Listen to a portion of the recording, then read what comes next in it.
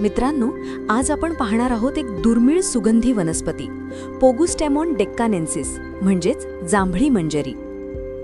ही वनस्पती प्रामुख्याने आपल्या दख्खन पठार आणि पश्चिम घाटातील डोंगराळ ओलसर भागात आढळते।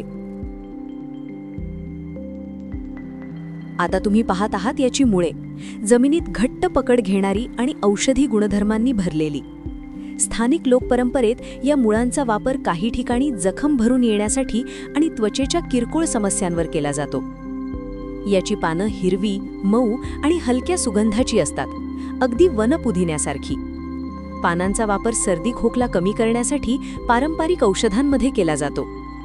याला लहान जांभळट किंवा गुलाबी रंगाची फुलं येतात, जी मधमाशा आणि फुलपाखरांना आकर्षित करतात।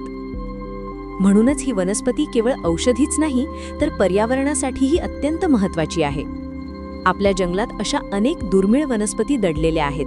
त्यांना ओळखा, जपा आणि निसर्गाशी नातं जपा।